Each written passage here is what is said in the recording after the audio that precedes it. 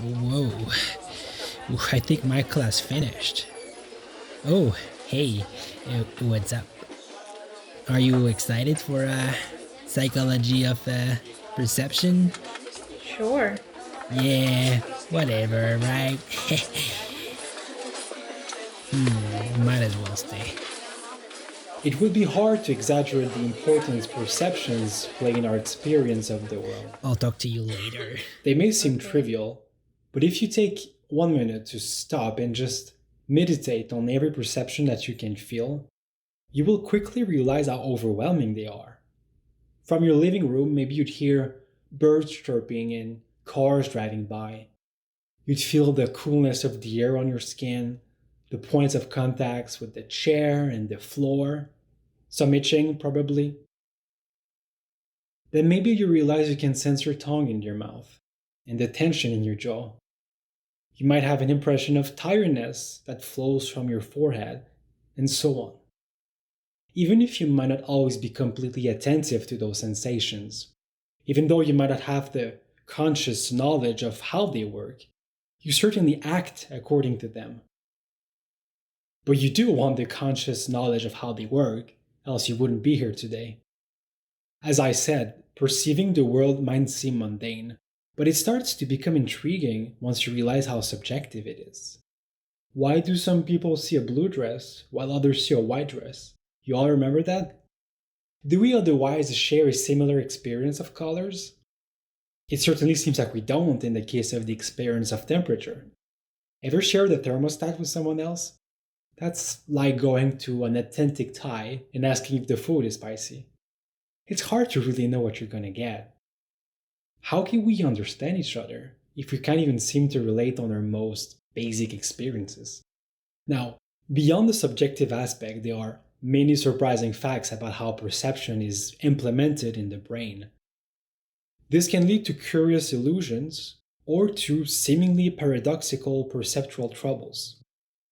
A certain imperfection in the brain will lead to what is called visual agnosia.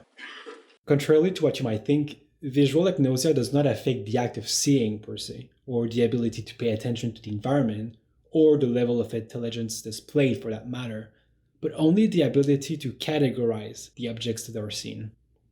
I say only like it's nothing, but of course, putting objects into semantic boxes, i.e., recognizing them, is quite fundamental for dealing with reality. Those troubles are unfortunate, of course, but they also teach us about the organization of functions in the brain.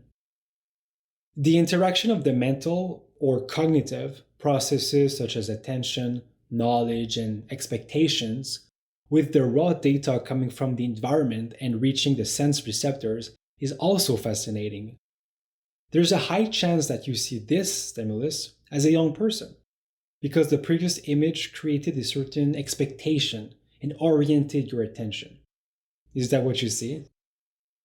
Without this bias, though, one could be as likely to see first an older woman here.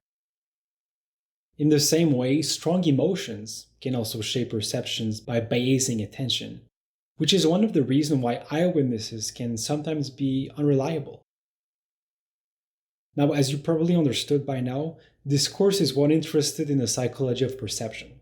I have been told many times before that it should be called neuropsychology of perception because it deals with processes happening in the brain.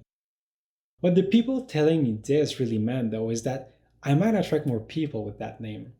But in the 2020s, if you have one psychology course that does not mention the brain, you should ask for a refund. Might as well ask the whole department to change its name.